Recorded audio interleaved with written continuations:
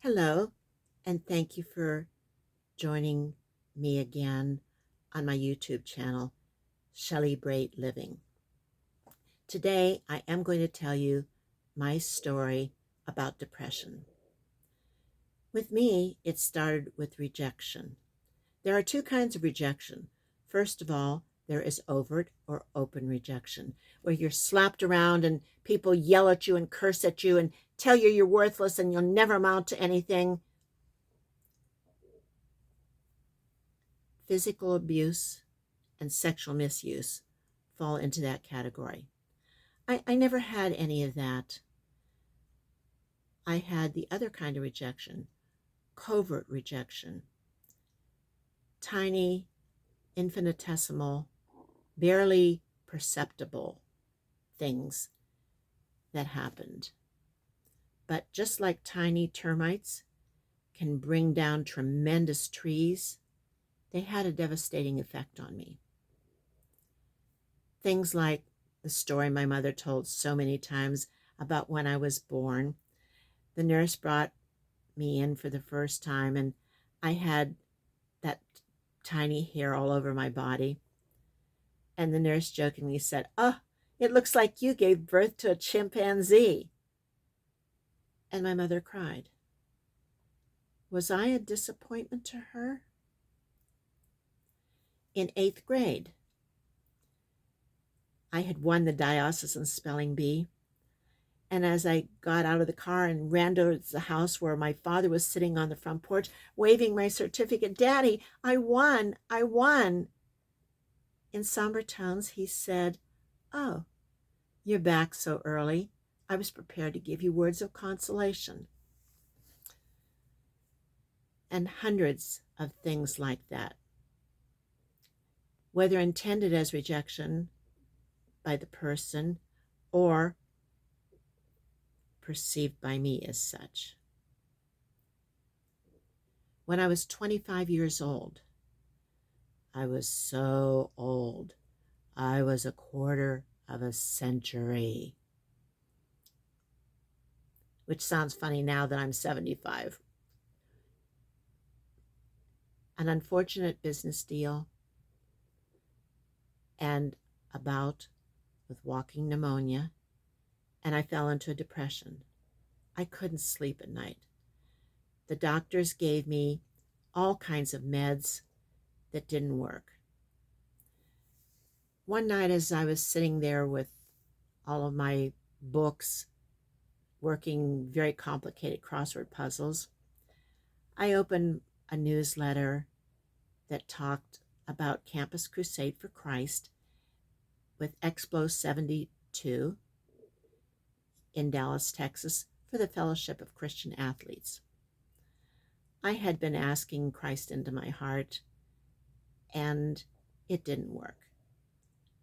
Bill Bright was quoted in this letter as saying, "Don't insult Christ by asking into your life over and over again. Just ask him once, believe it's been done, and thank him for it."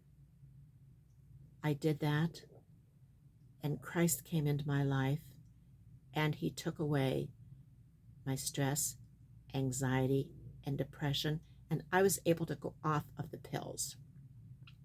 Now, fast forward 21 years, my husband and I were living in Melbourne, Florida, where he had been transferred for his job. And we left our house here to renters. In 20 months, he was transferred back. The renters graciously left. However, they hadn't trashed the house, but they hadn't cleaned it at all in 20 months that we were gone. Everything was crusted with dust. The first night we were there, we had to get out of bed, take down the curtains, put them in the laundry room, run the vacuum cleaner, clean off the windowsills, and shut the bathroom door because of the smell of mildew and mold. Then we began having financial problems, and I fell into a depression. a very deep depression. I cried and slept and slept and cried and ate. Depression isn't just about sadness. It's about being overwhelmed. The world is closing in on you and you don't know where to turn, what to do.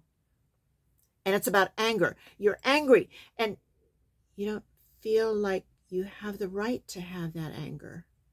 You're not good enough to have that anger.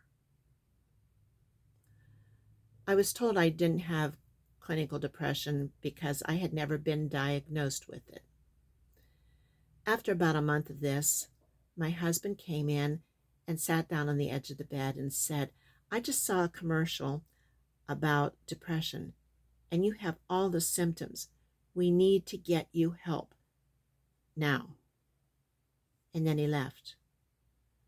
I realized he was right, but remembering my past depression, I didn't want to go on drugs again. I remembered what that was like. Even though I had left my first love of Jesus, I cried out and I prayed, God, please, I know I need help, but I don't want to go on drugs again. Please show me a way that I can get better without drugs. I would love to say that the heavens opened, the trumpets sounded, angels sang, light flooded the room, and God spoke. But it didn't happen that way. Instead, God brought to my mind a sermon I had heard 17 years before. You remember the story of Martha and Mary, where Martha was preparing a meal for Jesus and his disciples, and Mary was sitting at the feet of Jesus. And Martha went in and said, Lord, don't you care that my sister has left me with all the serving chores? Tell her to come and help me. Jesus said, Martha, Martha, you are worried and troubled about many things. One thing only is necessary. The minister had focused on one thing only is necessary. And I went, wait, only one thing? I can do one thing. Remember, I was overwhelmed, but I could do one thing. And some days that one thing was just getting out of bed and taking a shower. And that was all I could do for the day. But I did get up. Gradually, I could do more. I really wish I had known about essential oils then.